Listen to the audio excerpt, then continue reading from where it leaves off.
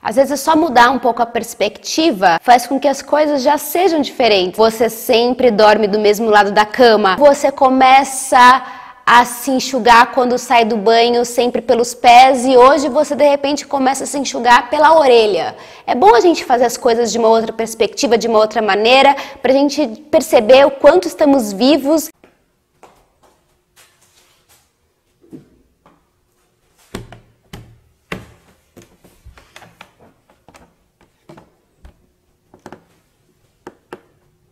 E o quanto daquilo que se tornou rotina a gente não quer mais. Só que às vezes a gente fica tão nesse lugar padrão, que a gente já acostumou, que a gente também nem para pensar que aquilo não é bom. Está aberta a sessão da Sociedade dos Poetas Mortos. Eu quero falar de poesia. Senhoras e senhores, repensemos a tarefa de pensar o mundo. Porque é difícil sair daquele lugar comum, né? É difícil sair do confortável.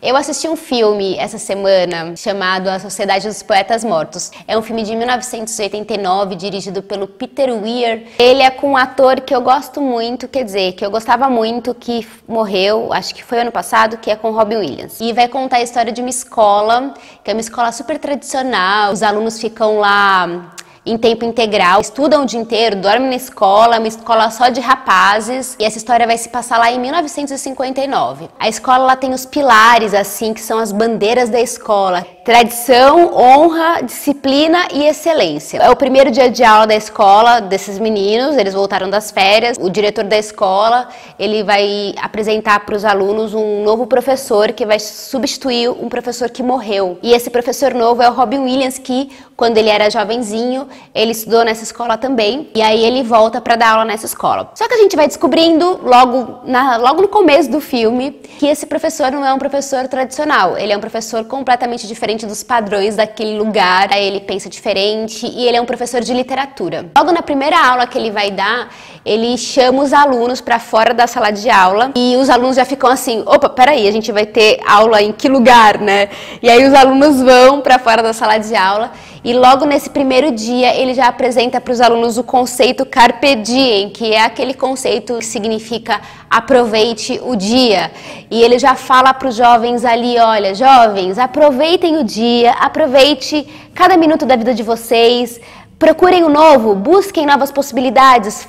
Façam de suas vidas extraordinárias. A gente tinha que ouvir isso todos os dias, né? Porque a gente não consegue sair daquele lugar que é o confortável, que é o gostosinho. E falar isso para os jovens é maravilhoso, porque o jovem, ele tem esse ímpeto de desbravar, de querer conhecer coisas novas, mas aqueles jovens estão num ambiente super repressor, super conservador. Aí eles têm uma segunda aula com esse professor, que eles vão falar sobre um livro que vai falar sobre o que é poesia e como identificar se uma poesia é boa ou ruim. Ele pede para um aluno lá ler a introdução desse livro, como compreender poesia. E ele começa a ler lá a introdução do livro, que vai tratar a poesia como sendo uma coisa que tenha que ser uma coisa mais matemática. Ele fala no livro lá que a poesia tem que ter duas características. A primeira, que a gente tem que pensar em como é apresentado o objetivo do poema.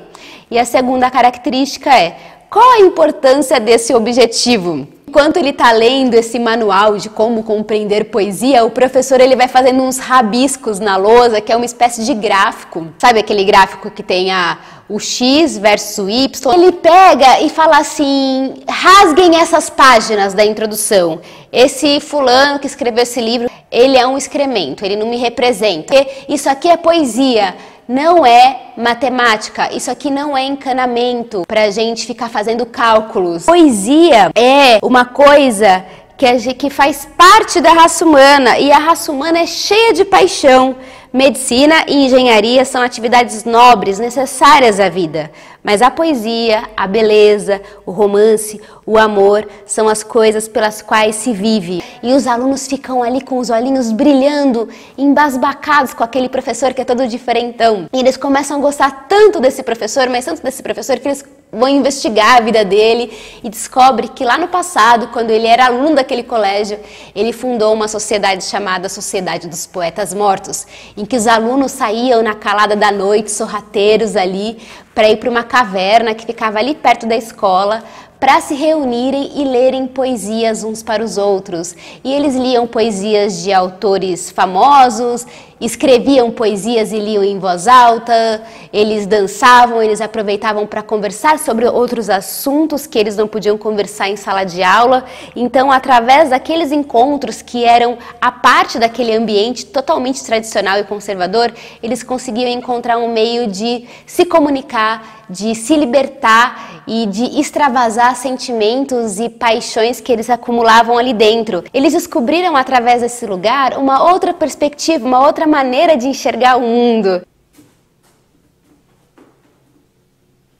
E esses alunos descobrem que tinha essa sociedade e eles falam assim, a gente vai fazer igual também. E aí eles resolvem se reunir para ir para essa mesma caverna que eles iam, para esse mesmo lugar, para começar a ler poesia, para começar a se comunicar de uma outra maneira. Esse filme tem muitas metáforas, só que eu queria falar de um recorte específico, que é esse recorte da poesia, de como que a poesia ela vai entrar na vida desses rapazes como uma maneira de extravasar e de comunicação e de descobertas da própria essência deles. Por que as pessoas não gostam de poesia? A escola ensina pra gente aquela coisa chata, ela ensina pra gente que poesia você tem que seguir uma cartilha. O professor pede para rasgar essa cartilha, porque poesia se sente. A poesia ela vai comunicar de outra maneira, de diversas maneiras. A escola é um modelo completamente falido que destrói todas as possibilidades da gente gostar de coisas que a gente nem pensou na possibilidade que a gente poderia gostar, porque eles já ensinam pra gente de um jeito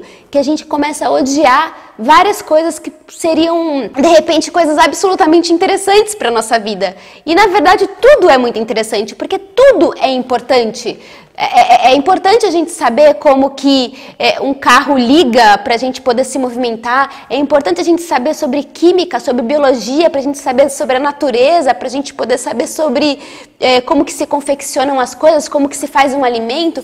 Tudo é importante e a escola destrói tudo isso e ela faz a mesma coisa com a poesia. Ela ensina que a gente tem que ficar analisando a métrica, a rima, se são versos com rimas, se são versos livres. A gente tem que decorar de que movimento literário que é cada artista. Se a gente entender essas coisas de uma maneira mais global, historicamente, politicamente, o que estava acontecendo, a gente não precisaria ficar decorando as escolas literárias, porque a arte, a poesia, o cinema, a arte de uma maneira geral, ela reflete aquilo que está acontecendo no seu tempo, ela deflagra o que está acontecendo. Então a gente poderia aprender as coisas de uma maneira muito mais orgânica. Tem um fragmento de um trecho de um poema da Hilda Ilst, que está nesse livro aqui que eu já falei para vocês, 50 poemas de revolta. Esse poema da Hilda Ilst chama-se Poemas aos Homens do Nosso Tempo. Eu até fiz um vídeo poesia sobre ele já, mas ela fala aqui na primeira linha: Senhoras e senhores, olhai-nos, repensemos a tarefa de pensar o mundo. A gente tem que sair dessa caixa que colocaram a gente. Todos os dias a gente tem que se perguntar qual caixa nova que a gente quer entrar. Tem muitas caixas no mundo. Vamos descobrir todas as caixas que tem no mundo. Vamos repensar uma maneira de pensar o mundo. Não sei se vocês entenderam o que eu queria dizer. É isso. Difícil de falar de uma coisa que é uma coisa que pra gente é uma paixão. É difícil colocar a paixão num vídeo.